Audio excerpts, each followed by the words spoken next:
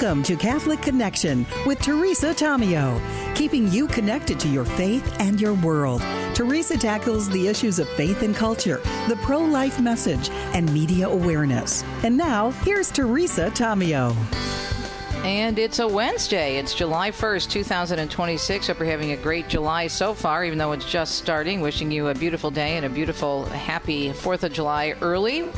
Things going on this week and some major news out of the Supreme Court, as I'm sure you heard, two big cases that we're covering for you this morning. So instead of the news, which we normally do, of course, after the weather and right out of the gate to keep you up to date to everything through a Catholic perspective, our newscast basically is going to be an interview with Matt Sharp from Alliance Defending Freedom, Senior Counsel and Vice President of Public Affairs, involved in the big Supreme Court win upholding rulings that state that states can ban transgender athletes from female sports. So we'll get to that right after the weather in about 2 minutes. Father Dave Pivonka, the one, the only president of Franciscan University, he's joining us talking about how colleges can help students seek and live the truth. There's a concept for you, right? Speaking of truth in terms of the dignity of the human person. And then we're going to continue our discussion regarding the Supreme Court decision with Mary Pennefather. If you remember, she is from Christendom College, and she was a captain of a women's basketball team, and she was at the Supreme Court when this case was presented to the court when the trial opened a few months ago. And then Mary Rice Hasson is also going to be joining us, and she's director of the Person and Identity Project of the Ethics and Public Policy Center, and she has done a lot on this topic as well. So it's a busy first hour. Second hour, we are going to be talking about a very big patriotic topic, and that is the founding of the United States and the connection to the Catholic Church. And that will be the majority of our time for hour number 2. Now, at some point, and we may even get to it tomorrow with a reaction from Father Mitch Pacwa, we'll discuss the other big case that's out there, the birthright citizenship issue that came up in the Supreme Court in their big announcement yesterday. But first, without further ado, we'll get to the weather and the news in the second hour of the program. I want to get right to our guest because he's a very busy man, and we're grateful to have him. Matt Sharp, Alliance Defending Freedom, Senior Counsel, Vice President of Public Policy, and of course, this is a huge win. Their clients, just a big, big, big story. Matt, thanks for joining us this morning. Thank you for having me. All right, so first of all, your response when you heard the news yesterday. Yeah, well, this was an exciting victory. For far too long, too many women have been denied opportunities to compete, opportunities to win. And so to see the court strongly rule, not only just a majority, but a 9-0 decision on the Title IX question, saying that Title IX does not prohibit states from protecting fairness in women's sports, that's an encouraging sign. So we were very happy to see this. But this victory was focused on those 27 states that have passed women's sports laws. That means there's 23 states that have not, and we got to go after them. We've got to make sure that a woman is protected on the playing field no matter where she lives. So are the challenges done then? I mean, does this set precedent for the entire country in addition to the 27 states? Well, it definitely sets precedent. It makes clear that these laws do not violate Title IX. They do not violate equal protection. In fact, the court was very strong to say if we do not protect women, it's going to impact their safety. It's going to impact competitive fairness. So it sets a strong precedent that if we're not honoring those duties to protect women's safety, to protect competitive fairness, that's a problem. And so we are going to be going on and already are going on the offense against the states that haven't passed these laws. We've got lawsuits in Minnesota and Washington where we're representing female athletes that have not only lost opportunities, but in our Washington state case, Callie Keeler was actually sexually assaulted on the wrestling mat when she was forced to wrestle against a male and had no idea that she was doing so. So it shows the real harms of these policies. It's not just losing a medal. It's not just losing a spot on the team, but these girls are being sexually assaulted, threatened, and that is something we will not tolerate. Yeah, we were talking before we went live on the air just a few minutes ago. I was questioning whether the other side in this case, did they really think they had a case at all? Did they think it was going to get to the Supreme Court? Because it seems as if once you get there, not only just the makeup of the court, but when you try to defend something that is so beyond ridiculous and common sense in terms of biological males, females, how we're made, it doesn't seem that they would have had any chance at all. Yeah, they very late in the case tried to moot this, tried to argue, well, the athlete in Idaho, a male that identifies as a female, he's not competing anymore. I think they saw the writing on the wall, as well they should, because 80% of Americans strongly agree that men have no place on women's teams.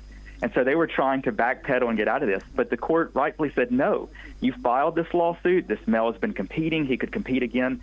We're going to issue a ruling to make sure that Idaho and the other states that have passed these laws, that those laws can go into effect, that the women and young girls benefited by these laws can receive those full benefits. So we were encouraged to see the court throw out the efforts to moot this case and move full forward with the strong opinion that we saw yesterday. You weren't surprised then because you knew you had a very, very strong case. Yeah, that's right. We've got 50-plus years of history with Title IX. First off, there is no doubt that when Congress wrote Title IX and it said we don't discriminate on the basis of sex, it knew what a man was and it knew what a woman was. Despite what the court, some members of the court may say, it knew exactly what it was doing, and it was guaranteeing those equal opportunities for women.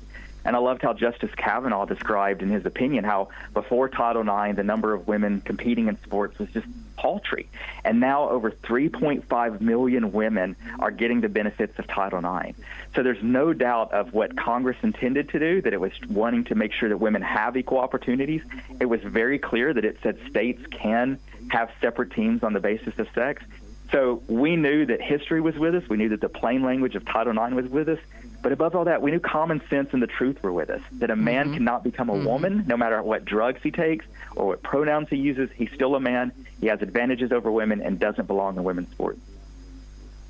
Talking with Matt Sharp, Alliance Defending Freedom Senior Counsel and Vice President of Public Policy. We're talking about the Supreme Court decision announced yesterday upholding bans of states, banning actually transgender athletes from female sports. This came out yesterday. So, Matt, one of the things that I'm hoping for is that the discussion of this case will get people to think twice and just stop reacting with the typical verbiage from the left in terms of gender-affirming care. We see this all the time with the pro-life issue where it's reproductive choice, pro-choice, my body, my choice, that kind of thing. The left, the media, of course, have adopted that language, and my hope is that the attention to this case and people discussing it in all kinds of talk shows, including this one, will hopefully open people's eyes regarding the reality of the situation. What do you think? I completely agree. And I loved with Justice Thomas and his concurrence, he talked about the importance of language. He specifically said to use language that obscures reality is to lie to the public. And that's what a lot of what's happening here with phrases like transgender woman. No, this is a man that identifies as a woman. And when those men are allowed to compete, they are destroying opportunities for women. So just in West Virginia, in one of the cases, BPJ, the male that identifies as a female, beat over 470 women over 1,400 times, taking away two regional championships and a state championship. That's just one male competing in sport. And when we use confusing language and we don't say that this is a male competing, people do get confused. They do get confounded by this. And so I appreciated the court cutting through all of this, using accurate language, and I hope it will inspire others to do as well. We call this out for what it is. It is men taking away and harming young women. You would think if there are four biological males and boys playing on girls' and teams and women's teams, that they would just say, well, let's just all have one big team. Why do we have male sports? Why do we have women's sports, right? Yeah. And you know what? We've got that. We have co-ed teams. They're able to have those and have co-ed rules, but the women's category should never be a place that becomes open for men. So that's why we know this whole thing is political. It's agenda-driven, right? Absolutely. Like this is an effort to redefine what it means to be male and female. This is an effort to erase what it means to be a woman, God's design for men and women. And that's what we've seen through all of this. And even in the dissents, they're trying to say, well, if a man takes enough puberty blockers and hormones, he can basically have all the advantages erased. Well, number one, that's completely false. The science shows that even hormones and puberty blockers don't erase the advantage. But more fundamentally, that's dangerous. The fact that we would be telling young kids, you need to go through these puberty blockers and hormones is barbaric. And what we know is that when you put kids on that path, it leads to these mutilating surgeries that are doing irreparable damage to countless young kids that are deceiving them and pushing them down this dangerous path. On the other side, if a kid that is feeling distressed about their gender and their sex, if you just give them good counseling to say, no, you weren't born in the wrong body, 90% of those kids are going to outgrow it and grow to be healthy adults embracing their biological sex. That's what kids need. And so ultimately in all of these battles for sports and we're ultimately battling for truth and protecting kids from the deception and harm of gender ideology. Let me read a few more lines from the concurring opinion from Justice Thomas, which was really great, which is if you're interested in reading it, folks, you can find it. It's very short. It's less than 2 pages. It's at the end of the decision that was written for the majority by Justice Kavanaugh. First, transgender status is not a suspect class requiring heightened equal protection scrutiny. The class of people who claim transgender status could more accurately be described as people who are experiencing gender dysphoria, which is not a discrete group. Because gender dysphoria is a mutable mental state that is the object of psychiatric treatment, it does not resemble the immutable characteristics on the basis of which our precedents have applied heightened scrutiny, race, sex, or national origin. Instead, gender dysphoria resembles other characteristics on the basis of which legislators may classify with a merely rational basis. So he makes a lot of good points in a very short summary in his concurring opinion. He was very clear in this, Justice Thomas. Yeah, I completely agree. And I think rightfully calling out that gender dysphoria, we don't deny it exists, but there are treatments that can help people overcome that. We've seen countless incredible stories of people like Chloe Cole that initially went down this path, that had the puberty blockers hormones, but through counseling, through help, actually said, no, I am not born in the wrong body. I'm beautifully created as a female. And that shows, like Justice Thomas said, that this is something that, yes, people go through, but they can also overcome through good counseling and treatment, and that's what we want to make sure kids are getting. We don't want to push them further down this path of gender mutilation, of drugs and surgeries that do so much damage to these kids for their entire lives. We want to save them from that. And so Justice Thomas calling that out and recognizing this is not a discrete class. Rather, this is a mental health issue that needs treatment and attention, but not something that should be the basis of writing our laws and especially rewriting our Constitution. The other point, Matt, and I'd love your opinion on this. I would love for more people to read the opinions. First of all, the concurring opinion of Thomas and, of course, the majority opinion written by Justice Kavanaugh. Pretty quick read. It doesn't take that long. It's, again, not that difficult. I'm not a lawyer, but I went through it fairly quickly. I also hope that they read things on your website, for example, summaries on your website, our stories on EWTN News, and our summaries of these, because we're looking at it from a truthful perspective in terms of male and female, the dignity of the human person. I read one story in the second hour of the show yesterday, right after the decision came down, and reading the language just in one secular media article where it was, shocker, very much to the left and in support of mutilation surgeries and the whole transgender ideology. But they never referred to the transgenders as biological males. It was always transgender women or transgenders. So quickly, have about a minute left. Encourage our listeners to seek honest and truthful sources dealing with reality. Yeah, we absolutely have to. And I encourage, like you said, read the opinion, because even the court very early on says these are biological men wanting to compete in women's sport. We've got to speak to the truth of this, because when we ignore the truth, it is women that are being harmed. They are losing championships. They are losing opportunities to compete. As Justice Kavanaugh said, every single male that's allowed to compete on a girls' team takes a spot away from a deserving young girl. But on top of that, when we ignore it, women get harmed in so many other ways. Our client in West Virginia, she was threatened with sexual assault. We've got to protect the truth. Matt, thank you so much. I know it's a very busy time for you, doing a ton of interviews. God bless your work. Continue to speak the truth in love and make a difference. Matt Sharp, Alliance Defending Freedom, Senior Counsel and Vice President of Public Policy. We'll be right back. Father Pivonka from Steubenville up next.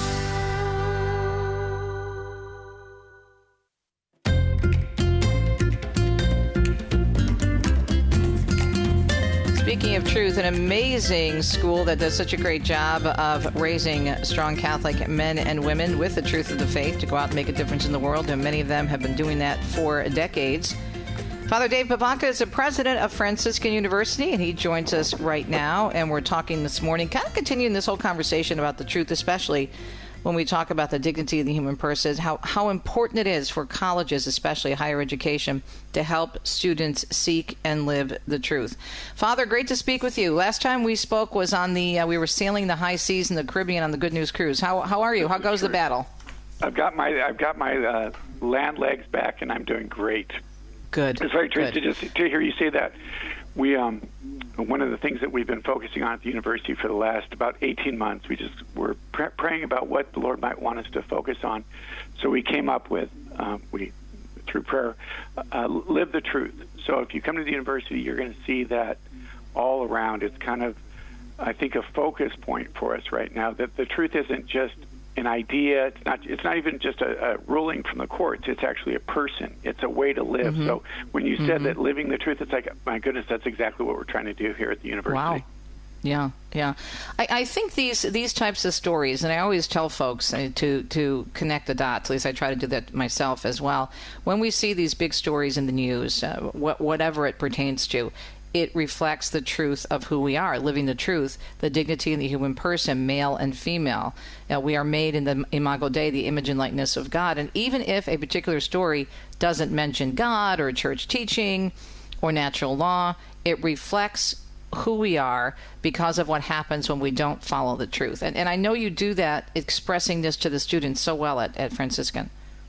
No, that's absolutely right, that there's something, truth by its nature is attractive. So when you hear something that it just kind of resonates in your heart, and you may not, honestly, Teresa, you may not know exactly what, but you'll hear something that's like, okay, that's right. There's something with a well-formed conscience, that there's something about that's right, that's beautiful, that's good. And that was my feeling that came out yesterday. The whole decision, the fact that we had to spend so much time talking and debating this, right? But it seemed to be the right result of it. And it's kind of the way our democracy works, obviously. But I think ultimately they got it right. In a way, though, I kind of see it. I always try to look at the glass as half full and look at it as a Romans 8:28 situation, because we have to get it out there for people to understand what's really going on, because many people may not be aware, depending on whom they're listening to or watching, what's really happening with these issues, because they have been fed over the years certain phrases, as I was talking with the attorney from the Alliance Defending Freedom just a few minutes ago, in terms of gender-affirming care, similar to the whole quote-unquote pro-choice movement. So I think this is really an opportunity for us to explain this in a very Catholic way. I remember when I was a student, actually, here at the university, there was a woman by the name of Rita Marker, and she worked with the Vatican on life issues, particularly related to euthanasia. And one thing she said that was a maxim that just struck me is that all social engineering is preceded by verbal engineering. So if we can change the words that we use, then the social engineering can come about and flow from that. So the decision, the things you said, right? Affirming care, pro-choice, or she was particularly on the other side, death with dignity, compassionate endings. All of these words, they cloak what's really taking place and what's really going on. So if we can kind of begin to strip that away, we get to see and understand more clearly what the real agendas are. Yeah. So what was it like for the students to have that very special message from the Holy Father just recently? Teresa, that's so sweet. It was, well, first off, this is our 50th anniversary of doing conferences, which is hard to believe, because that means some of the people that went to our first conferences, like teenage conferences, are in their late 60s, early 70s. And it's a blessing. So I actually reached out to the Holy Father in January and asked if he could just say a word or offer something. And honestly didn't hear anything until the Thursday before the first conference. And he sent, as I'm sure you've seen, it's been read, a 7-minute video. If he would have just said, teenagers, thank you, I'm praying for you, God bless you, the Pope loves you, we would have been thrilled. But he really gave a beautiful catechesis on the Jubilee of St. Francis. I was going to say that, yeah. Specifically on Francis's greeting, peace and blessing. And what does that mean? What does it mean to have peace for young people? What does it mean that the Lord is present? Yeah, exactly. Yeah. I mean, you've been in Assisi how many billion times, right? Right. And it was, and the kids were thrilled. I mean, when you turn it, because I said, we've got a welcome from a very special guest. Nobody expected the Pope. One of the kids was really emotional. She said, I can't believe the Pope had a message for me. It was just so touching and so thoughtful and generous. Well, I have a couple of quotes from that beautiful statement. He said, the joy that St. Francis spoke of cannot be found through electronic devices, spending hours in front of a screen, or endlessly scrolling on social media every day, warning that such activities often waste valuable time that could instead be used for prayer, authentic friendships, family life, faith formation, study, or sports. Now, we know the students at Franciscan University of Steubenville are faithful, okay? They seek out your school because they want to grow in their faith and learn more and apply it to their vocations, but we're all human and we all struggle. And so I'm sure this is a message and that they deal with all the time in terms of trying to balance that, right? No, that's absolutely right. That's absolutely right. And how do you know that each one of us has been born and created with a longing, a hunger, a hole in our heart, and how do we feel that, and where do we look to feel that? And the Holy Father just expressed so beautifully, the only place that can ultimately be satisfied is by Jesus. And we look all kinds of places, but in the midst of that, the only place that we're going to be satisfied is Him. Yeah, and I love this line, only the love of God can provide us with true and perfect joy. Yeah, right. And I don't know, Teresa, if you've been able to actually see the video, but he follows that up with, do you believe that? Like, have you experienced it? And there's such an authenticity when he asks that. It's like, do you know this to be true for you? And it's the question that we always lead and conclude the conferences with. Do we know who God is and how He cares for us? So how was this received when people heard that when this video was out there, and it had got great coverage, of course, in the Catholic world, even the secular world as well? Did previous conferences say, gee, we want a message from the Pope? And now is it that they're going to be expecting a message from him every year or something? Yeah, that's absolutely right. No, everybody was excited about it. They really were. And again, I was touched by Teresa, just his generosity. He could have said a 15-second, but right. he gave this time and discernment and prayer. And we, you and I both recorded things. To do a 7-minute video takes more than 7 minutes, right? And so he's the Pope. He's the Pope. Yeah, we were just thrilled. Everybody was thrilled. And I don't have to say this to you. You're a Franciscan, and we talked about St. Francis when I interviewed on the cruise, but I love the fact that he really took a deep dive into the spirituality of Francis, because you and I discussed this. So much of Francis is limited by the world, unfortunately, and even some in the church and myself before I really got to know him. We put him in a box, and we don't understand his zeal, his love for the Lord. And I just did an interview when I was in town for the relics a few months ago, talking to Father Dan over at an American priest. I'm sure you know him. He's stationed in Assisi. He said so many people don't know that Francis preached and taught more on the Eucharist than anything else. Yes, that's absolutely right. No, the fact that, it speaks to the attentiveness of the Holy Father, that he knew who he was speaking to, he knew his audience, he knew a Franciscan University. I had the opportunity to meet him in March, and I just introduced myself, Father Tate Pivonka from Franciscan, and he said, University of Steubenville. And it was just, he's aware of what the Lord is doing here and what's happening here, and we could not be more grateful. And I always say, as Father, is that Francis is more than a bird bath. I did that film, Sign of Contradiction, because what I wanted, I had a really interesting experience when I was in Assisi one time. The waiter was from Eastern Europe, and he said he loved Francis. And he went on about how much he loved Francis. And then he followed it up with, but he goes, but I just need to be clear. I'm not into the church. I'm not into being Catholic. I'm not into Jesus. I just love Francis. And I would reflect on that experience. He has no idea who Francis is. Right. He has no idea what animates Francis. He has this image of maybe who Francis is, but you can't love Francis and not love Jesus. Right, not encounter Jesus. Possible, but you never right? know, Father. I'm sure you're praying for that man, because the more he focuses on Francis, at some point, Jesus is going to come shining through, I'm sure. Father, thank you so much. Great to catch up with you. Enjoy the rest of your summer. I know it's busy with all the wonderful conferences. Father Dave Pivonka, president of Franciscan University at Steubenville, talking about how colleges should, and of course how Franciscan is, helping students seek and live the truth. That's exactly what the Holy Father told them. We'll be right back.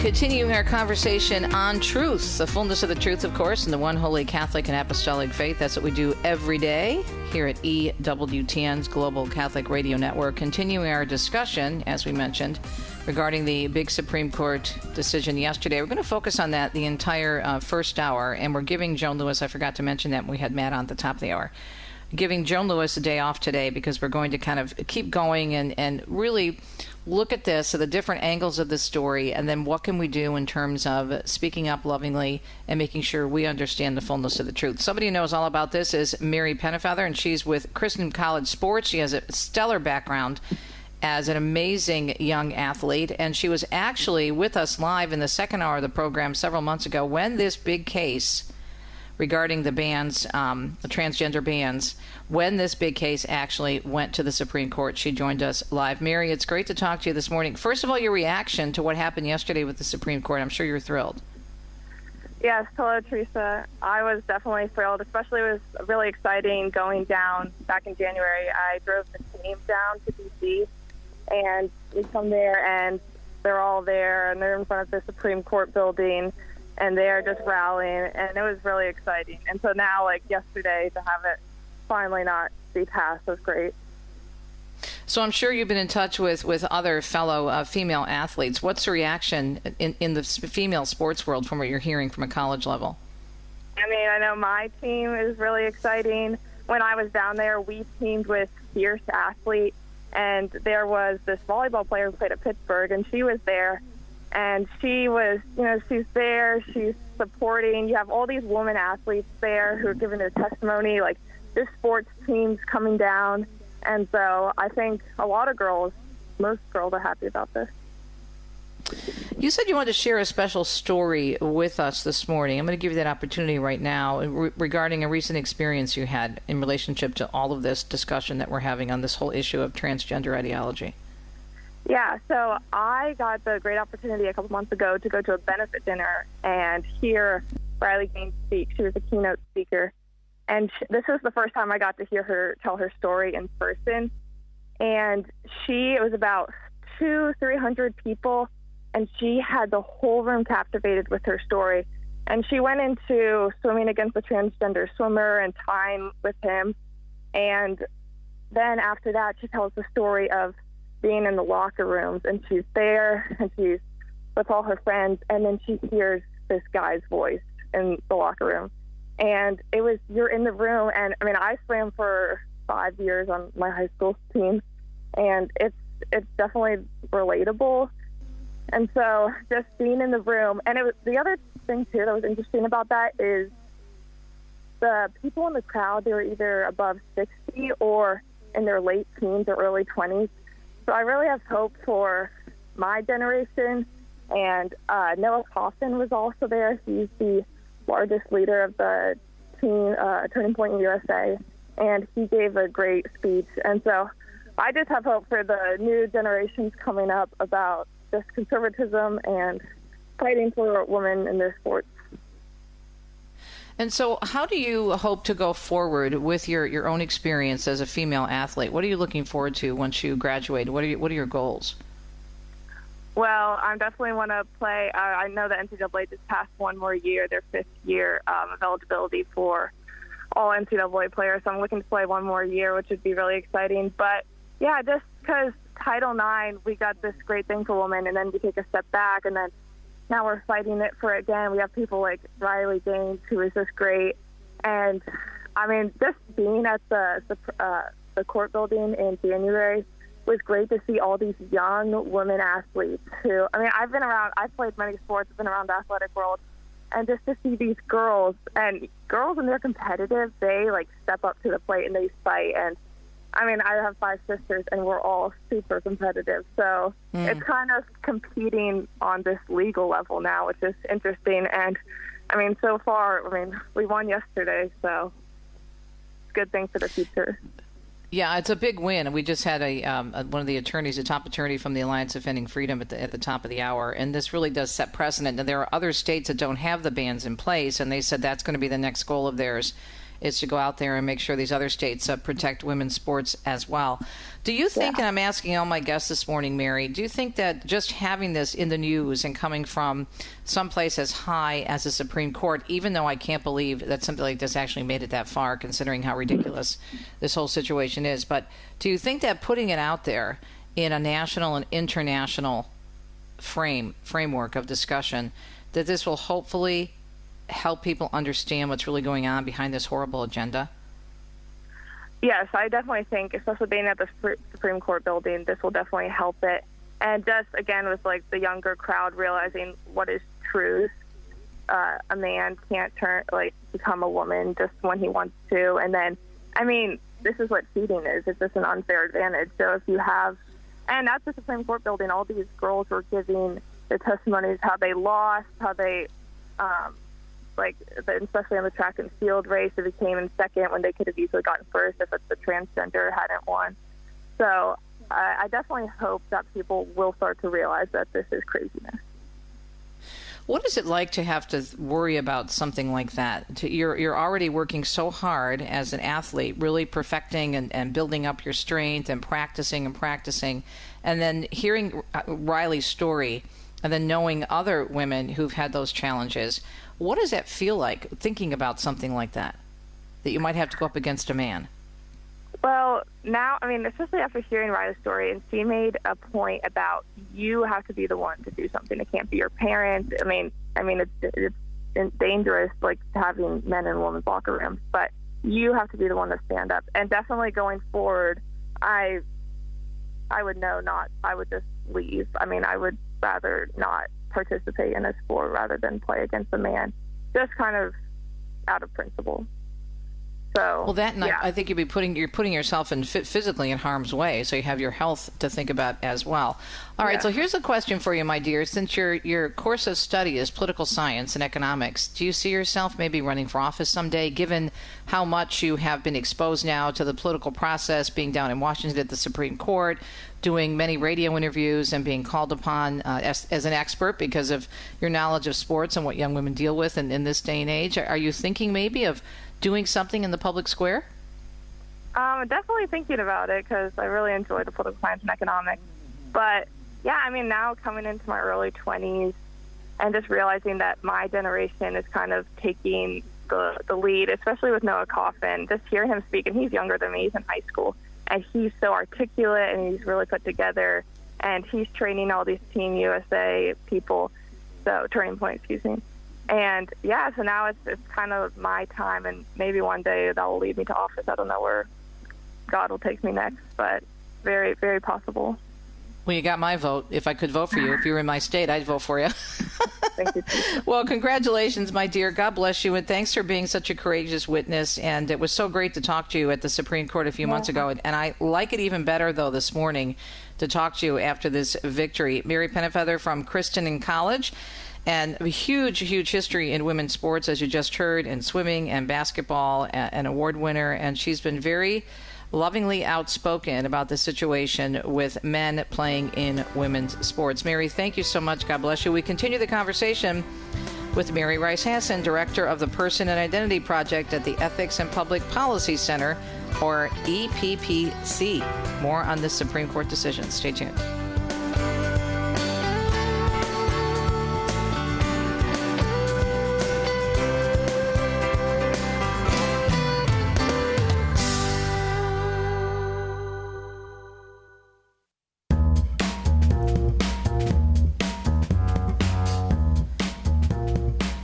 Welcome back, Catholic Connection. Mary Rice Hasson is with us. You know her well from her great projects, not only with EWTN, of course, but also with the Person and Identity Project at the Ethics and Public Policy Center, or EPPC, and director of the Person and Identity Project at the Ethics and Public Policy Center, more specifically. Mary, great to have you back on. So I know that it was a big decision. It was a very, very strong ruling for women's sports and for the truth of who we are, made in the image and likeness of God. You're saying, though, that it still leaves a lot of room in other states that don't have bans. What are you thinking? Good morning. Thanks for joining us. Oh, sure. Thanks for having me on and for addressing this. I mean, it's a strong opinion and a great win as far as it goes. And there are a lot of really wonderful things about it. Just saying that Title IX is very clear. You are permitted to make sex-based distinctions in the athletic context. And that's important because after the Bostock decision, the Biden administration and many people in the states who were pushing progressive transgender policies sought to say that the Bostock decision justified gender identity as the basis for distinctions in sports, for example, just across the board. In other words, they wanted to apply Bostock across the board to sports. And so the court really clipped their wings, saying Bostock does not apply. This is clearly under Title IX. We know that sex distinctions are permitted, and that the sex distinctions envisioned by Title IX are based on sex, just the immutable differences between males and females. So that's wonderful, but what it said was states then are permitted to have these distinctions where they reserve female sports for females only based on sex as a biological matter. But it didn't say that as a matter of fairness or safety, states must do that. So I think we're going to continue to see some litigation on that basis because the other side is not waving a white flag of surrender. Mm-hmm. Mm-hmm. Well, I'm reading, this is from Justice Thomas's concurring opinion. The court correctly holds that neither Title IX nor the Equal Protection Clause prohibits states from offering sex-separated athletics. The exons say a man does not have a legal right to compete against women just because he believes that he is a woman. I know they're not going to be waving the white flag, but isn't this going to be a challenge for them given the Supreme Court decision? Sure, it is.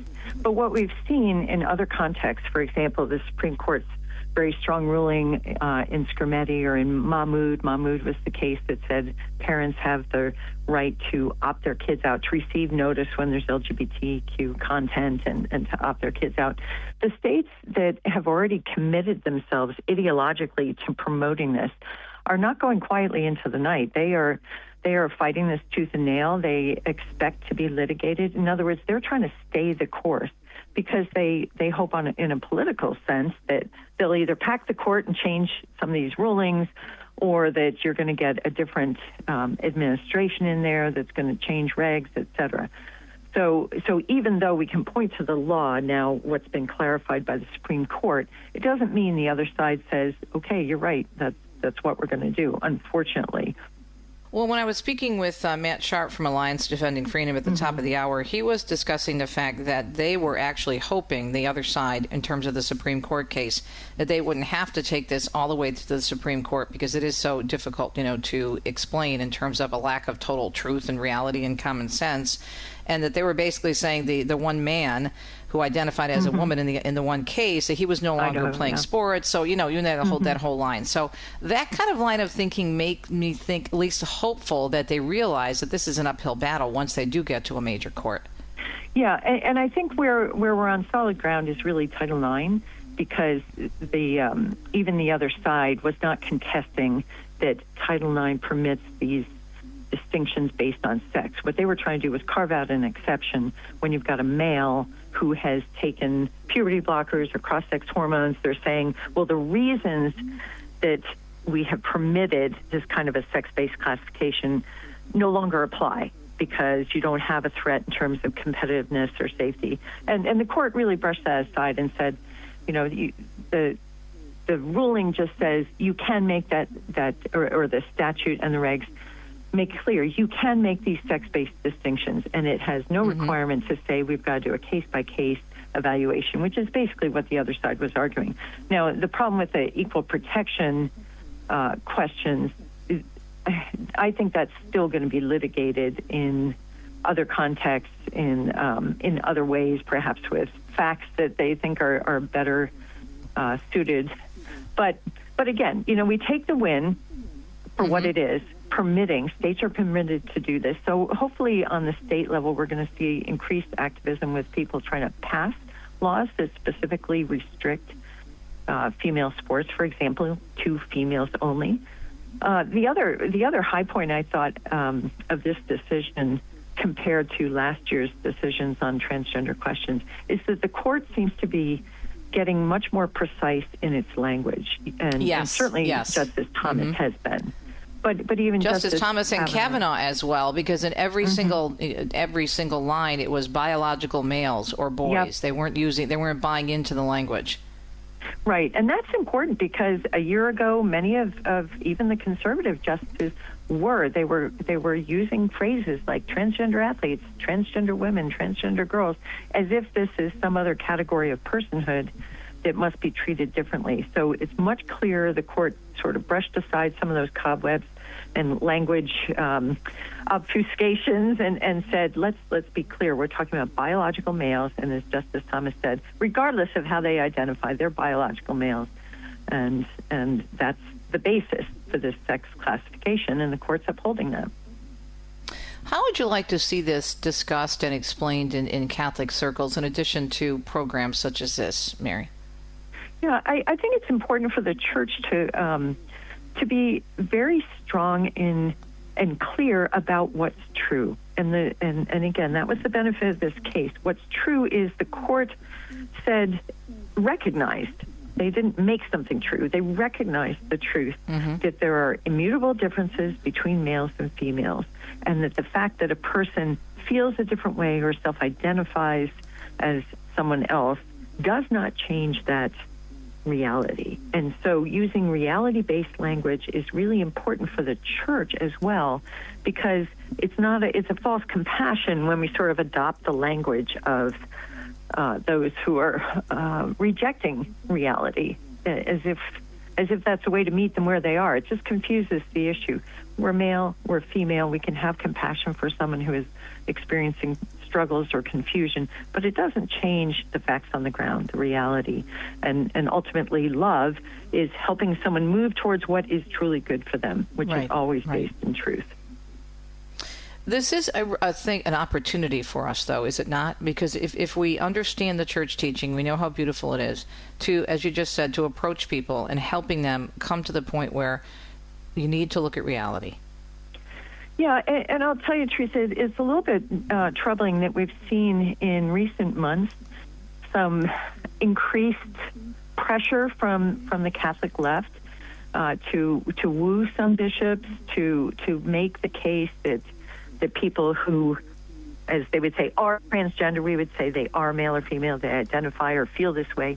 But trying to make this case that the church needs to listen to these people and to validate their reality. And we can listen to people, but there's no love, there's no compassion in validating confusion or a lie.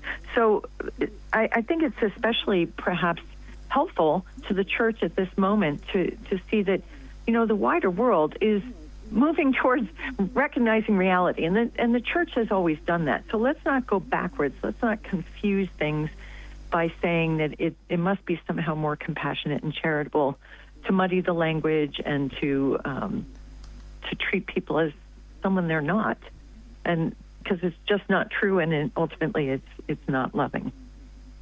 No, it's not loving. And if we're talking about truth and living the Catholic truth, I mean, it's a reality of a situation. It's the whole basis of church teaching in terms of marriage and beginning to the end. And so it really is ridiculous and very harmful to do anything like that, especially within the church. I mean, the USCCB has been very strong in this, though. They did put out a statement right prior to this decision, and so I'm very optimistic and hopeful there.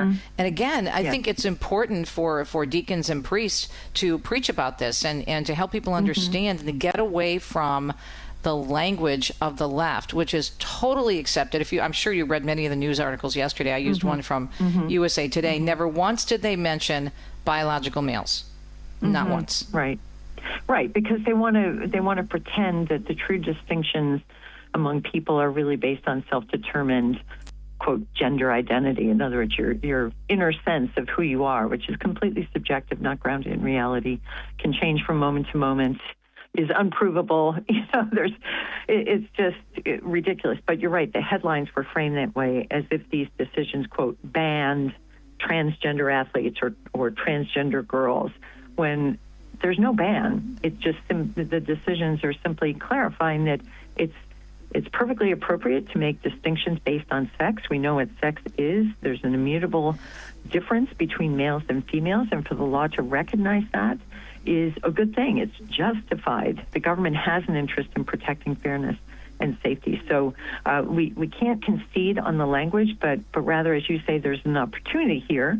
We should say, if even the secular world is and the courts, which are not motivated by anything theological truth, if even they are saying, look, here's the reality, we should be even more bold to lean into this moment and say, let's speak to that reality. Let's truly help people who are struggling with confusion, but not by blasting a fog machine that clouds their vision, by using clear language and encouraging them to move towards the truth, because that's really where their happiness is going to lie.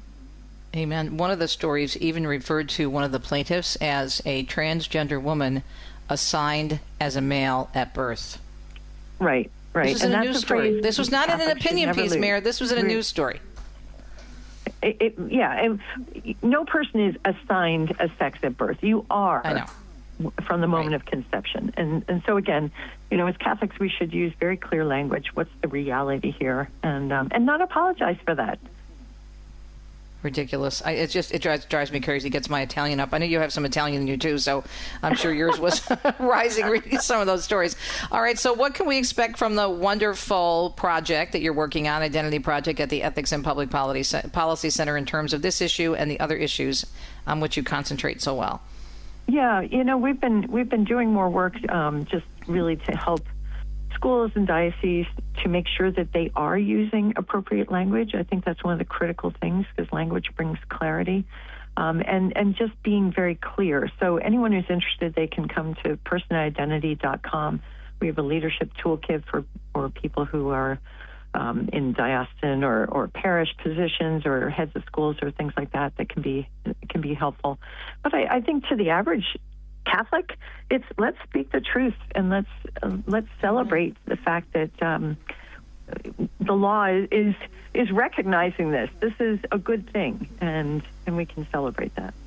Amen. Mary, thanks so much. Appreciate your great work. Our guest, Mary Rice Hasson, Director of the Person and Identity Project at the Ethics and Public Policy Center. One more time, Mary, with the link for folks if they want more information. Yeah, personandidentity.com.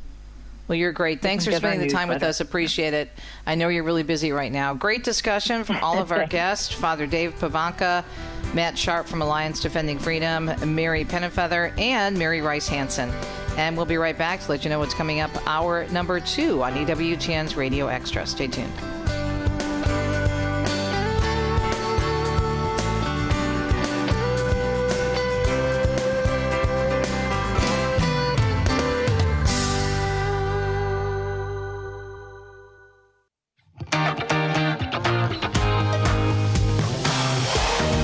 So much for tuning in to Catholic Connection on a Wednesday. You are listening to EWTN's Global Catholic Radio Network, of course, your pro-life radio network, and we bring you the truth of the Catholic faith and the world because it's universal. Catholic teaching is not just for Catholics. It's truth because truth is real for everyone, okay? So we'll continue our conversation on truth, and we will be talking with Dr. Adam Tate all about Catholics and the founding of the United States of America.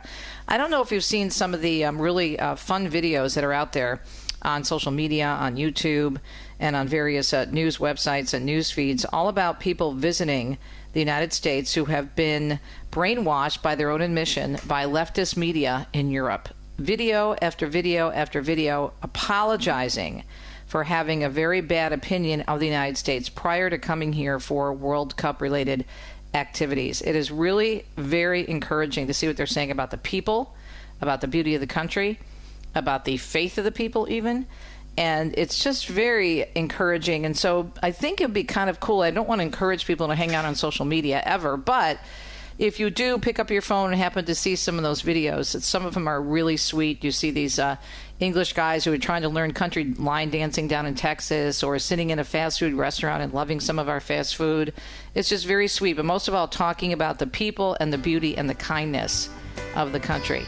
And they say, you know what, we're sorry. We were totally brainwashed by the media. Shocker. Not really. Talking about America when we continue. We'll be right back.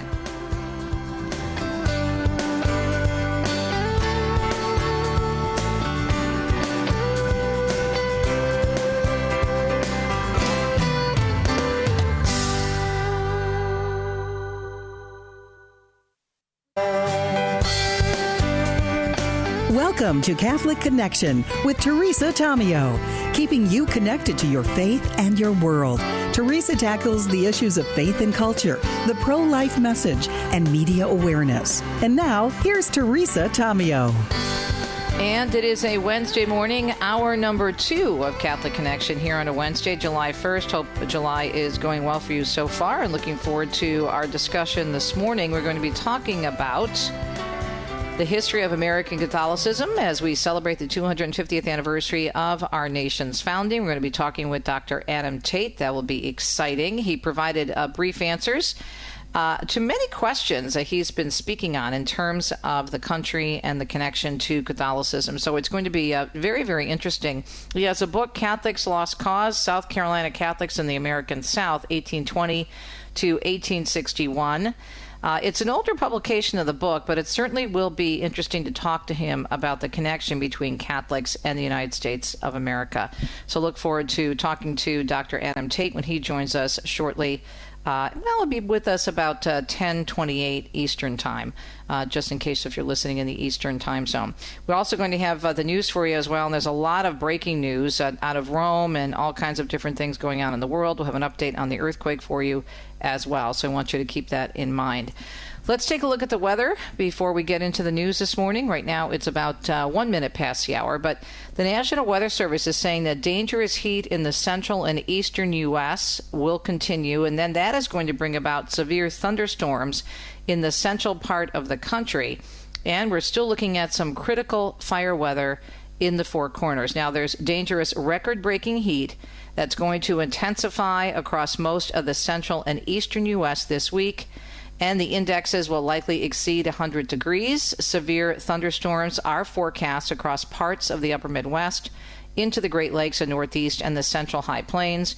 And then we have critical fire weather conditions that will continue across portions of the Four Corners and the Great Basin. So that is a look at the forecast and the rundown for hour number 2. We've got a lot of news to get through, so let's get started. You are listening to hour number 2 of Catholic Connection here on EWTN Radio Extra. Let's get started at 10:02 Eastern Time on EWTN Radio Extra. Well, as we've been discussing in the first hour of the program this morning, the Supreme Court is upholding bans on biological men in girls' and women's sports in both Idaho and West Virginia. Those are where the two cases were based.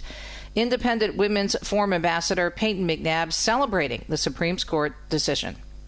There's a lot of eyes on this. Across the country, there's families, there's parents, and there's coaches and daughters who are watching this decision being made.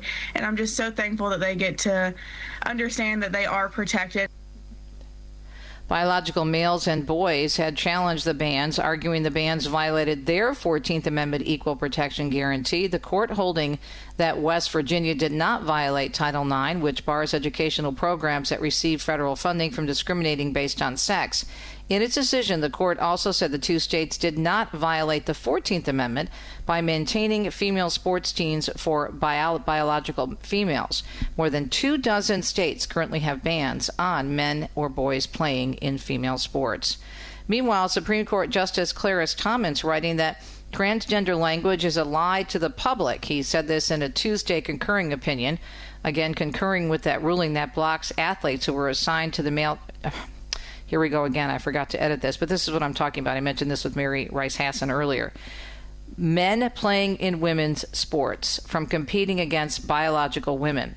Men and boys with gender dysphoria, he said, are not women or girls, even if they believe that they are. Sex is an immutable biological characteristic, and also boys and girls are the terms that correspond to adults and children of each sex. To use language to obscure reality, to show indifference regarding the truth, is to lie to the public and cease to treat our fellow citizens as equals, he said.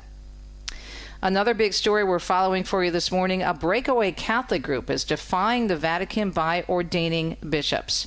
The seamless garment of Christ, Vatican News reports, which Pope Leo XIV had urged in a heartfelt letter on June 29th not to tear apart, has now, in the Vatican's view, been torn.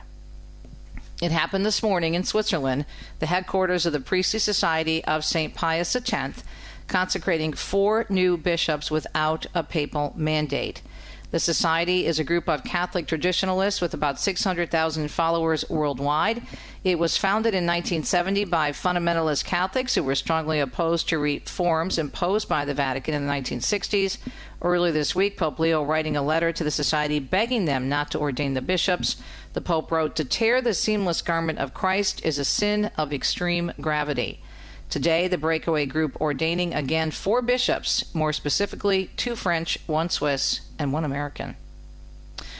And the Supreme Court is striking down President Trump's effort to end birthright citizenship. Former federal prosecutor Brett Tolman reacted to the High Court's decision. We have to be a serious country in this day and age to protect this country from individuals that would come in and compromise it. That could have been what happened here.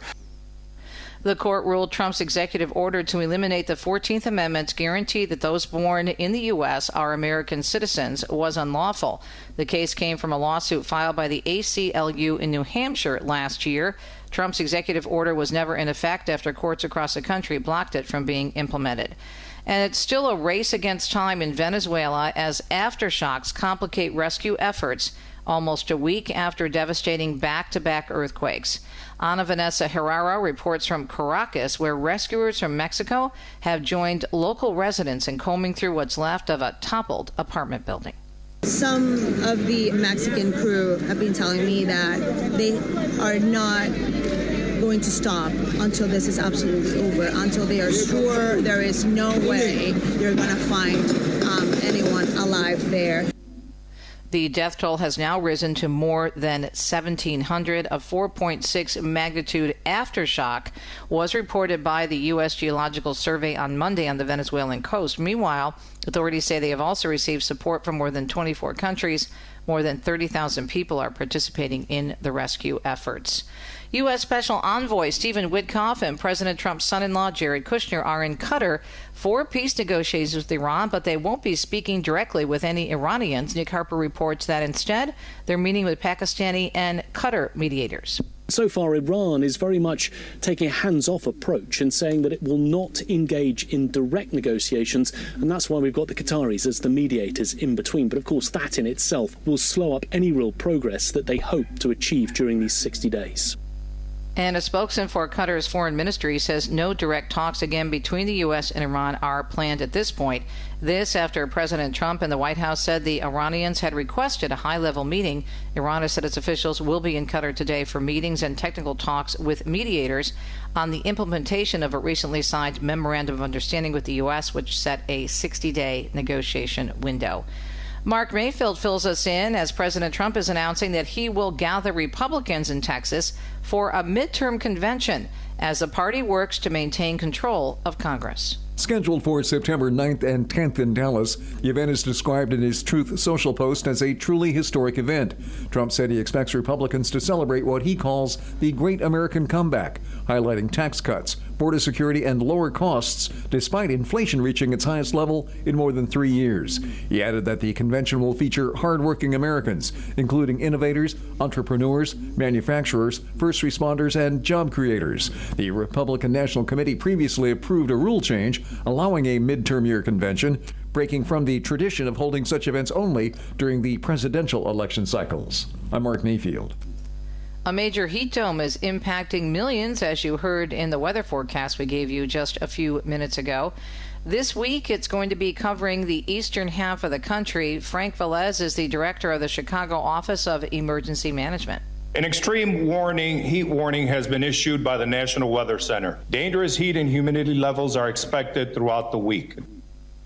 The heat dome is forecast to last well into the big 4th of July weekend. That dome expanding and intensifying today, and cities including Philadelphia, New York, Washington, and more could hit above 100 degrees. Meanwhile, the mega heat dome could also be sparking some tropical storm development near the southern U.S. in the Atlantic and the Gulf. And Scott Carr tells us dozens of new state laws. Oops, we already had that story. We'll skip that one. Meanwhile, a new report says 3 ransom notes in the Nancy Guthrie case were all fake. An FBI source telling Reuters yesterday that after assessing the authenticity of the notes, they determined that none of them are genuine. 2 ransom notes were reported in early February, just days after the 84-year-old mother of Today Show host Savannah Guthrie disappeared from her southern Arizona home. The first one demanded millions in cryptocurrency. The second claimed she had died. The FBI reportedly concluding that whoever wrote the notes did not know Guthrie's whereabouts. It is said that a third note sent last month to TMZ was also fake. Matt Madison tells us a number of job openings, well, they held steady in May. The Labor Department says 7.6 million jobs were available, which is little changed from April. The job openings and labor survey shows vacancies for the month were up just 9,000, which is higher than analysts expected. The number of job openings increased in wholesale trade, while healthcare and social assistance saw the biggest declines. Hirings, layoffs, and quits were little changed in May. I'm at Mattinson. Consumer confidence edging higher in June. The Conference Board reporting its headline confidence index rising 0.6 of a point from May's downwardly revised reading. The board's chief economist said falling oil prices provided some relief to consumer inflation fears in June. Looking ahead, buying plans for big-ticket items improved slightly with expectations for home buying and auto purchases, both trending a little bit higher for the next 6 months. And Sarah Lee Kessler tells us dementia costs in our country are expected to surpass $800 billion, and that'll happen this year. The Alzheimer's Association, in a new study, found that skyrocketing costs are falling mostly on unpaid caregivers. Family members bear 3 times the expense, not the government. Over 5 million Americans are living with dementia, and another 5 are caring for them without pay. The study also showed quality of life losses are the biggest driver of dementia's total burden. I'm Sarah Lee Kessler. NASA planning a daring mission aimed at preventing a space telescope from falling to Earth. Tom Costello tells us a startup called Catalyst Space will try to save the 22-year-old Swiss observatory, which is 210 miles above Earth, but is being pulled back to the planet. Using a Pegasus rocket dropped from a high-flying plane over the Pacific. Inside that rocket, a robot named Link will emerge, then literally grab and push the Swift telescope away from a certain depth. If that telescope is not rescued by October, it will be too late. Meanwhile, NASA is preparing to launch a new deep space telescope. That will happen later next month. The Nancy Grace Roman telescope, named for the agency's first chief astronomer, will have a field of view of 100 times greater than that of the Hubble telescope. And Liz Ratobali reports the latest social trend in New York City is meeting up with people to lie down and do nothing. The New York Post reports 500 people have signed up for Club Rest Stop, a new event series made for people feeling tired and burnt out. Brooklyn's Malia Simone created the event and hosted its latest edition this past Sunday in Central Park. Simone hopes to highlight different methods of rest and relaxation in the city that never sleeps. She also added, with the growth of artificial intelligence, rest is the way to, quote, remain human in an automated world. In New York, I'm Lizzie Radabali. And in Italy, we call that the dolce far niente, la dolce far niente, the sweetness of doing nothing. Think about how stressed we must be, how busy we must be if this is actually taking off, having rest clubs around the country. Isn't that interesting? It is a Wednesday morning, middle of the week, and it is July 1st. Happy July, happy early 4th of July to you. We'll be talking more about Catholics and our wonderful country when we continue a little bit at the bottom of the hour. More Catholic Connection coming your way. Again, it's a Wednesday morning, July 1st. We appreciate your listenership. Stay tuned.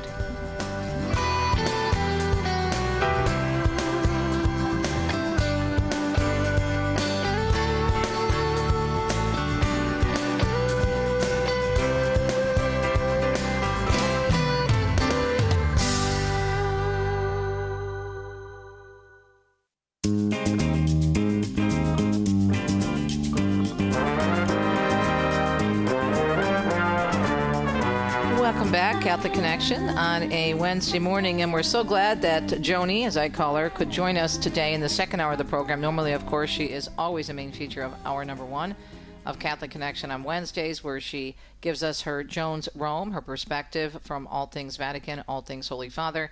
Busy time right now, my dear, and I know for you we appreciate it because you're heading to the States tomorrow, right, for 4th of July. 4th of July. I've not been in the U.S. for July 4th for like 20 years. So, exciting. I know. This is very, very exciting, and I'll be with some friends, really terrific friends, in a place I've never been, and that's Knoxville, Tennessee. And, so it's going to be very exciting. They were just here in Rome, and they said to me, this is, off the cuff, oh, Joe. I said how much I'd love to be in America for $250. And, well, Joan, you got a place to stay in Knoxville. So they kept pressing, and then they went home, and I said, you know what, guys, I'm going to do it. Mm-hmm. Got online and made the reservation, so tomorrow will be my flight to Knoxville, And it's going to be very exciting. But we'll do something next week on this show, and Sure. I'll be writing a few lines about happenings in the Vatican. But I think anybody who has been following the Vatican, the Pope, etc., knows that today was for people in the Roman Catholic Church a very difficult day. The SSPX, the Society of Pius X, which is actually, it's a traditional Catholic priestly society, but it is canonically irregular within the Catholic Church. And they had said many, many months ago that they were going to ordain 4 bishops on July 1st. And the thing is, of the original 4 bishops in this society, only 2 are still alive, and only a bishop can confer episcopacy on a priest. So if they no longer had bishops, this is why they want to do it. They want to assure the future of the SSPX. But there's just one little problem with this, one huge problem. Nobody in the Roman Catholic Church, in the Catholic Church, can be ordained a bishop without a mandate from the Pope. And so they do not have, and we know from a very beautiful letter that Pope Leo wrote. It was published yesterday, June 30th, but it was sent to the Society on the 29th. And in very loving, caring terms, the Pope pleaded with them to turn back from doing something which would be schismatic and thus incur automatic excommunication. So that's a big thing. We're not talking about 10, 15,000 people.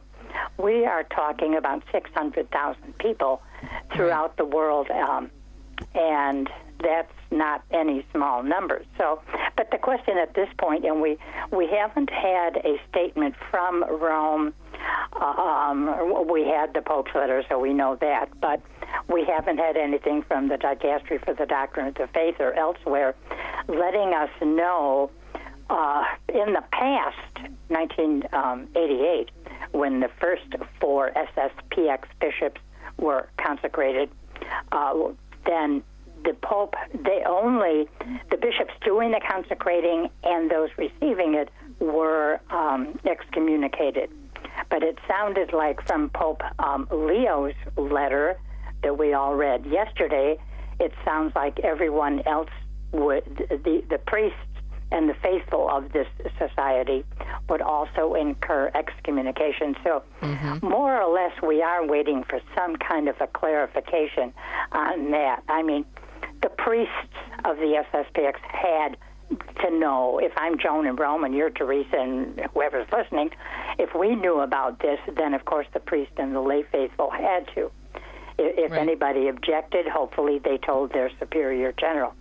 But the whole thing today that was so astonishing, Teresa, was that when the 4 ordinands were asked if they had the apostolic blessing, they answered yes.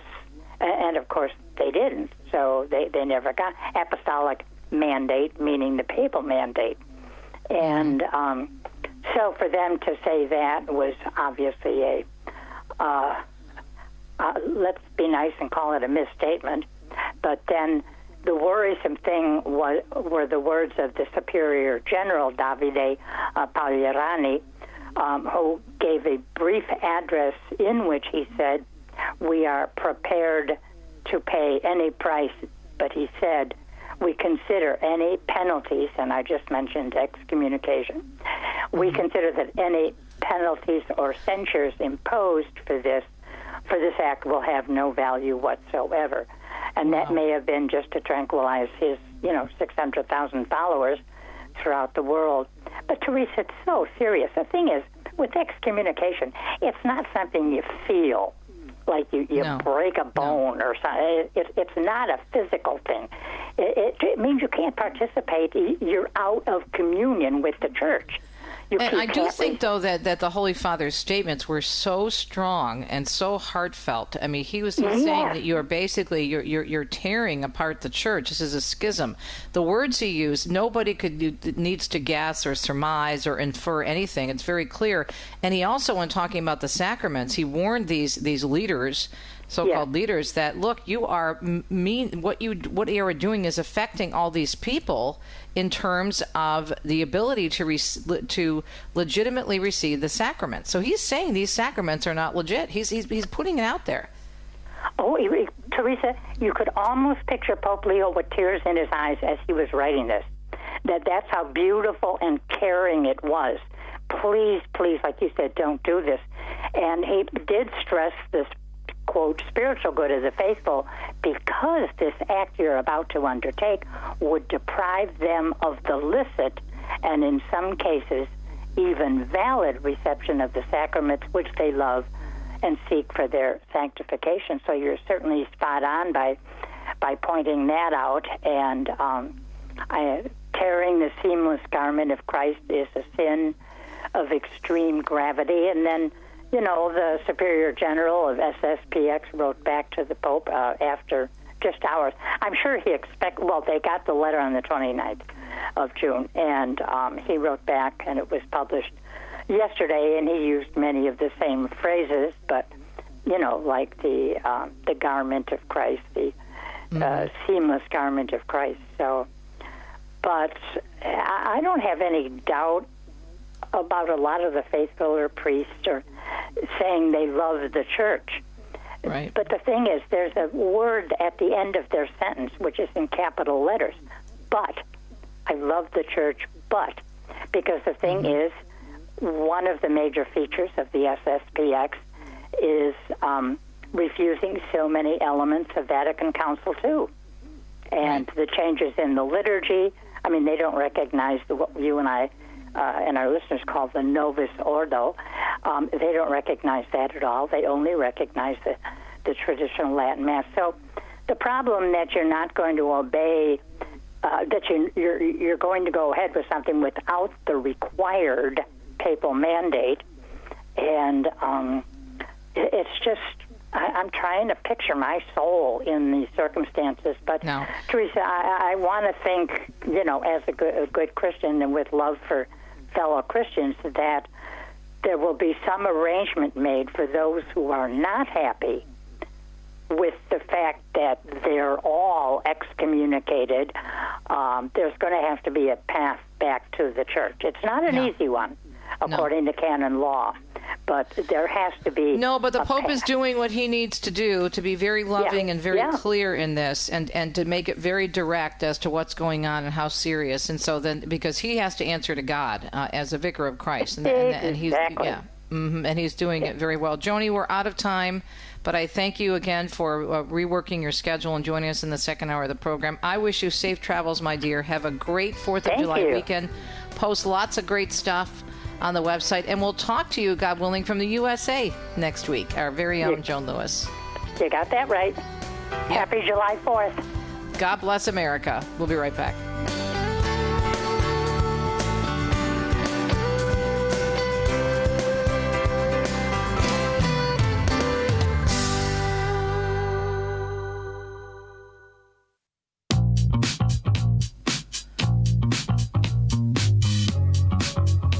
Make sure you tune into EWTN Live with Father Mitch Pacwa, and our guest is going to be on tonight, so we get kind of a preview of his wonderful discussion I'm sure he'll be having with Father Mitch, all about America the Beautiful, and more specifically, the Catholic connection, pun intended, especially when we look at the founding of our nation, the colonial states, and the Catholic interest in religious liberty, even though they were a small minority.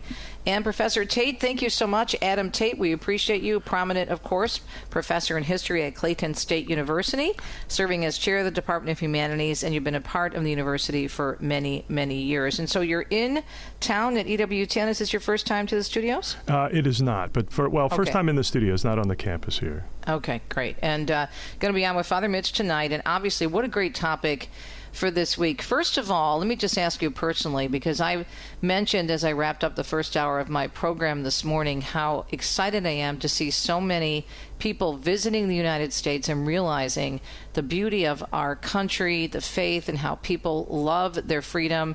There was one video, I don't know if you saw it, at a soccer for one of the World Cup games, obviously, where apparently the mic went out for the vocalist who was supposed to sing the national anthem, and the whole place sang it a cappella. Wow. And the people were like just in tears, the people from other countries and Americans as well. What does it mean to you, this anniversary, first of all? Well, first of all, it's a great time. I remember being very young at the bicentennial, but this is since I spent a lot of my life studying American history. Of course, this is it's like a momentous time, something to remember and to be thankful for the freedoms that we have.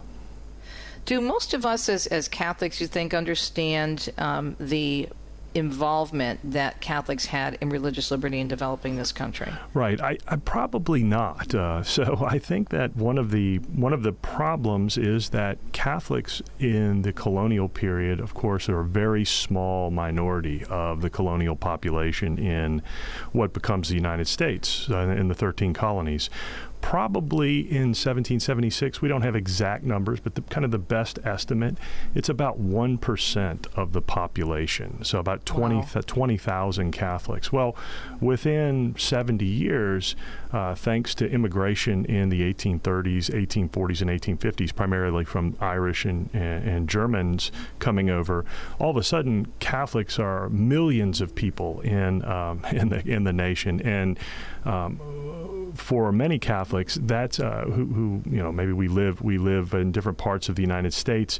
Catholicism may be smaller in some areas than others, for certain, but it's very common to see a Catholic church in a town or meet other Catholics around the country. But in the colonial period, that was not necessarily true. So one of the things that's this stems in part from the English Reformation, where Catholicism was essentially banned. And so many of the colonies had banned Catholics from participation in public life, or even banned priests from coming to colonies. So in other words, in the colonial period, there is an established church. The Church of England is established in many of the colonies, not all of them, but many of them.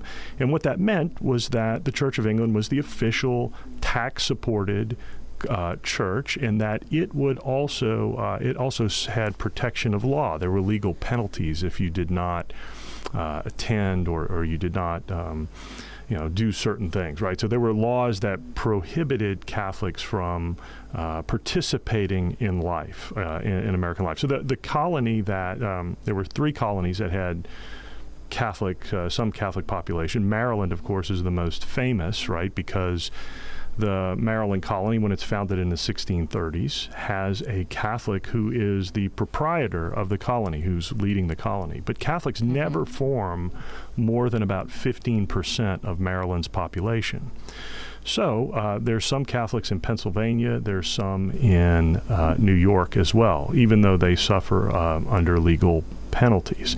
So what happens in the 18th century, right? So this is the century of when the American Revolution comes, is that the British are trying to unite their colonies more strongly. And so they devote resources to promoting Anglicanism in the colony, sending missionaries, also building Anglican churches in some of the colonies and such. And they find many what they called dissenters in the 18th century. So these are people who were not members of the Church of England.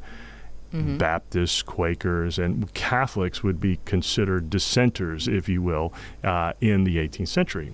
And so England wants to kind of unify its colonies a little bit more culturally, and so they're spending money trying to solidify or bring more people into the church. So they find many what they called unchurched people who didn't have a church affiliation, right? So they're trying to evangelize, they're trying to bring people into the churches. But at the same time, there is this huge, what one historian has called a clash of civilizations, where England or Great Britain is fighting France and Spain for control of the colonial world.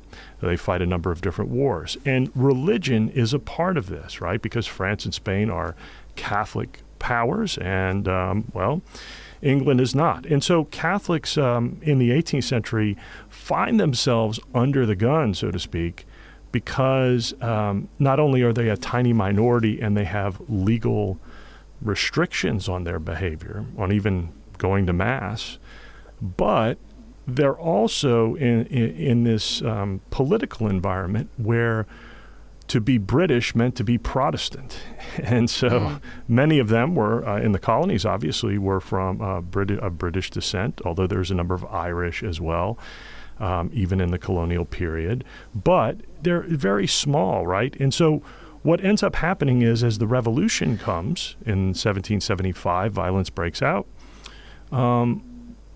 Catholics have to make a choice. Are they going to stay with, say, loyal to the king, or are they going to join in this new experiment, this new revolution, perhaps for independence? Perhaps this might change the situation that they find themselves in. Perhaps they might be able to worship freely, right? So this is part of the calculation.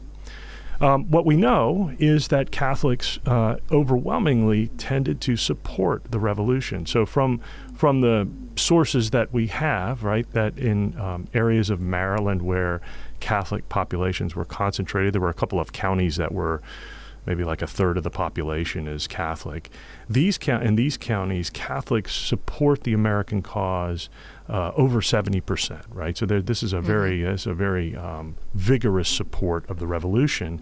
And one of the things that we find is that Catholics, especially the ones who are literate and who were participating in public life in some way, like Charles Carroll, for example, who is the only Catholic signer of the Declaration of Independence, they see this moment as a moment where Americans can support religious freedom, that Catholics can actually come into public and actually worship freely, and that they won't suffer penalties for that.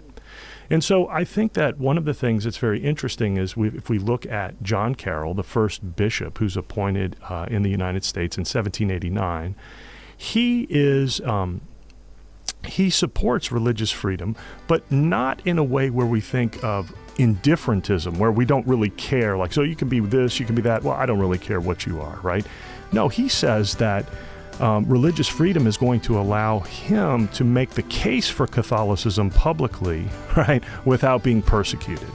Let's pick this up after the other side of the break. Dr. Adam Tate is with us talking about Catholics, religious liberty, and the start of our country. We'll be right back.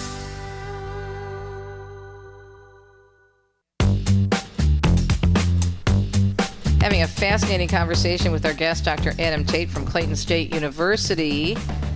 And he's going to be on with Father Mitch Pacwa tonight. I'm sure that will be wonderful because Father Mitch is so knowledgeable on so many things and loves our country and our country's history. So you and I were talking during the break, Doctor. I find it fascinating. As I mentioned, this whole conversation is so interesting. Thank you for your information. But you would think that when they were coming over to be part of this new country and to start this new land, that they would be open to other people because they felt those who came over, the first ones over here, were like, we're being discriminated against, we want to be free, and yet they discriminate against others who come here. Yeah, right. So, and this point, your point is well taken. It's been made numerous times before, and it's actually one of the points students always bring up to me if I'm teaching this material. They say, why is that? This doesn't make any sense to me. So I think one way to think about it is this. There's a couple of different facts that we can think about. Number one is that many people come to the colonies, or we have to remember the colonial period in North America starts in 1607 with the founding of Jamestown in Virginia and lasts until 1776, right? So that's a long time, right? 170 years basically of colonial period. So when many people are coming over, they're not thinking, so to speak, that they're forming a new country, as in they're going to be independent, but they're looking for something. Those who come voluntarily to the colonies, they're looking for something new, right? And that could be, and oftentimes it's an economic opportunity. Sometimes it is for religious freedom, right? And so some groups, so if we think most famously the Quakers in Pennsylvania had argued for religious toleration back in England and wanted in Pennsylvania for there to be religious toleration. And so in the 18th century, Pennsylvania passes laws to restrict Catholics from participating in politics, but Catholics did have a church in Philadelphia, Old St. Joseph's, if I'm not mistaken, that's founded, I believe, in 1733, although I might be off on that. But it's close to that period where they have Mass publicly. And in fact, we know that some members of the Continental Congress, most famously John Adams, attended Mass there, first Mass he had seen, and he makes some kind of nasty comments about it. But it's very interesting. Some members of the Continental Congress go to Mass while they're in Philadelphia, which is kind of interesting. Now, the other piece of this is that, look, in the 18th century, religion is a very major marker of identity, and so people took that very, very seriously. I sometimes say, in the 20th century or 21st century, there's other markers of our identity in our world. We tend to see in America things in terms, or very commonly racial terms, like I'm white or I'm black or I'm Hispanic or whatever that is. That's a common way people describe themselves if you ask them. They think of the world in that way. In the 18th century, the main way that they're thinking about themselves in the colonies seems to be in religious terms, Protestant versus Catholic, or Quaker versus, Puritan, or what have you. And so maybe another way to think of it is kind of following sports teams today. I'm a fan of this team, and I love this team, and this, that, and the other. And so there's a great sense of identity that they get from their religious point of view, and so they don't necessarily see this as I don't necessarily want this other guy here being able to do whatever he wants to do in my community. So I think that's part of what this is. And again, you have to think too is that religion is supported by laws in Europe and in the colonies. And those laws restrict what people can say and do. And most people are simply accepting of this. Now, of course, there's a number of people in the colonies who oppose that, and they'll get their say after the Revolution when they begin passing laws for religious freedom and such. Looking back, what impressed you the most, Doctor, about the determination and the interest of Catholics back then to make a difference, especially where religious liberty is concerned? Right. So, the thing that I thought that we see in American history that's very interesting among Catholics in particular in the United States, and I'm sure if you think of members of your own family, you can even think of examples. But Catholics, one of the ways that they tried to fit in was to participate, right? So think of how many members, if you have a Catholic family, served in the military, for example, or served in one of America's wars. This was a common way in the 19th century and in the 20th century, even in the Revolution, where Catholics would say, hey, look, this is our place. I put my life on the line for this country. This is my home. I mean, I may have a weird last name or whatever, but the point is that I grew up here. I live here. I participated here. I voted here. I served in my community here. I served in the military. In other words, there's a sense that you participate and you demonstrate your loyalty, and so therefore you earn your liberties that are given. And so this is a common thing in American history, not just for Catholics, but other minority groups. African Americans, for example, have a very similar ethic in various times in their history in this country. And that idea of participation, showing loyalty, and then you're rewarded, so to speak, with liberty or with belonging. And so I think that for Catholics, think about it in 1776, there's no there's no guarantee that your neighbors are going to award you religious freedom if you join up, but yet many of them do.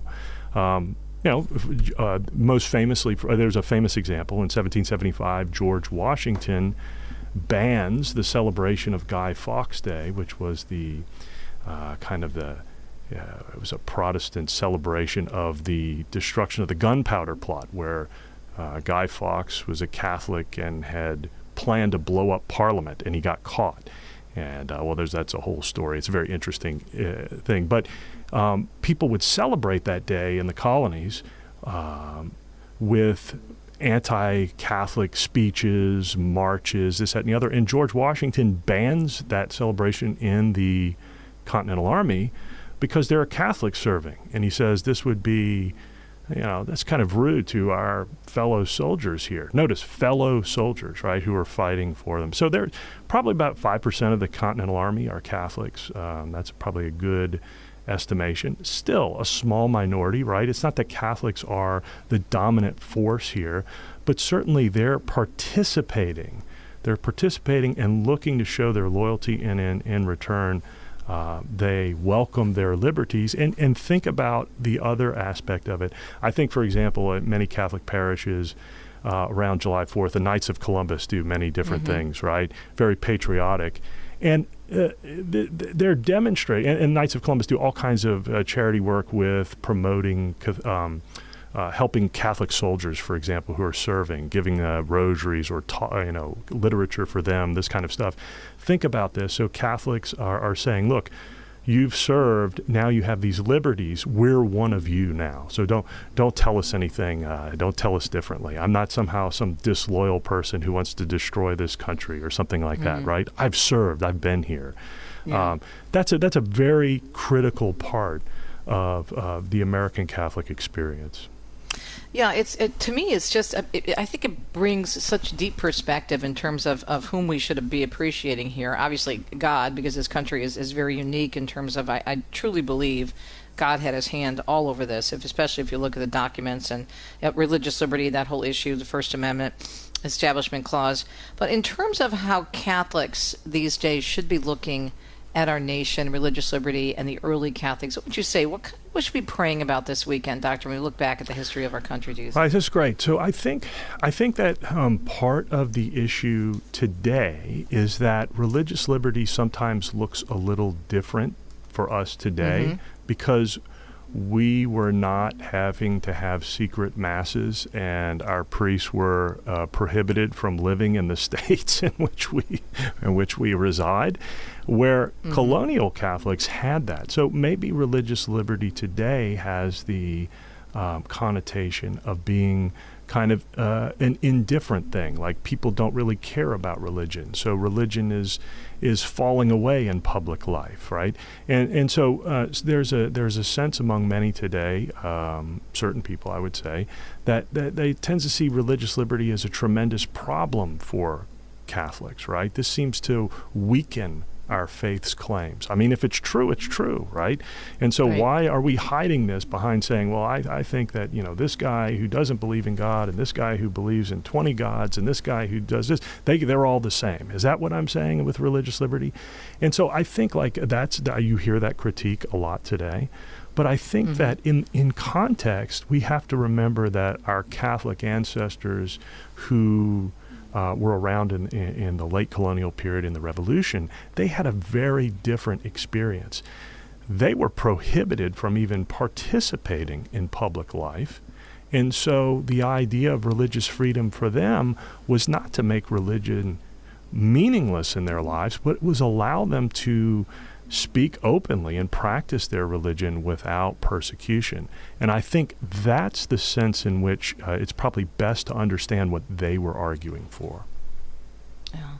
I just think that sometimes we take so much for granted every time we go to Mass, and I'm always moved when I hear the song, I'm going to talk about this on my show on Friday. We have a special edition that we're doing for the holiday weekend, but the song, the Battle Hymn of the Republic, always brings tears to my eyes, and I just think of how much often, Doctor, we take for granted given everything that people have done for this country over the centuries.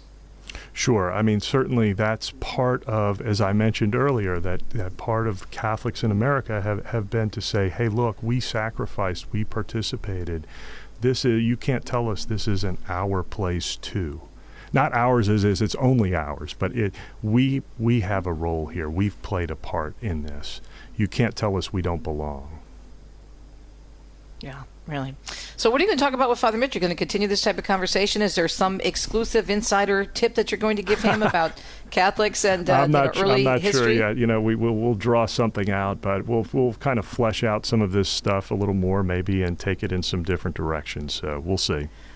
How will you be celebrating this huge anniversary, given your background in history, particularly, Doctor? Well, I will be eating some good barbecue and spending time with my family and friends and probably shooting off some fireworks like any good American would do these days. About what should we be praying as we get into this anniversary and think about all the religious freedom, even though we have many issues? We did have that great report that just came out from the Religious Liberty Commission that was appointed by President Trump and the 12 points, and especially helping people understand the true meaning of the First Amendment, that the words, the separation of church and state are nowhere in that First Amendment or in the Constitution. But beyond that, for what should we be praying in light of our history and the church? What do you think? Look, I mean, one of the things, I'll take this from somebody who would probably laugh if he was here talking about praying, and that's Benjamin Franklin. But Benjamin Franklin was asked after the Constitution, there's a famous kind of anecdote about him. What did you produce in here? And he said, a republic if you can keep it. And the point is that in the founding generation, whatever specific political beliefs you had, people were pretty certain that, look, liberty is something that can easily be lost. It has to be fought for. It has to be cherished. It has to be kept. And so that's up to us, for us to do that. And so I think we should pray for fortitude, for the virtue of fortitude, to keep our liberties and to respect others in our society today. Dr. Tate, what a great time with you this morning. Thank you so much. Fascinating. More of this great information tonight on Father Mitch, EWTN Live. We'll be right back.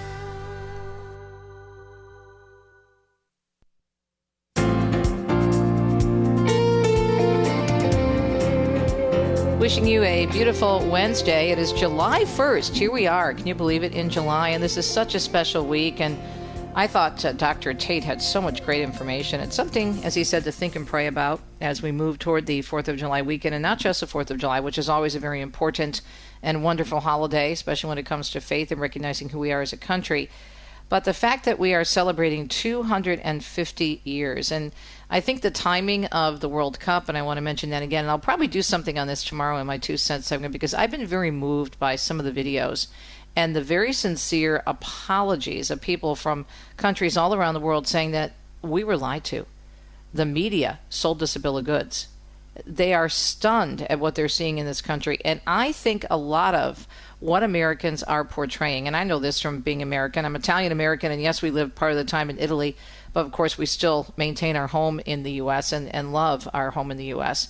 I think a lot of it comes from the morality of the vast majority of people, because they are people of faith.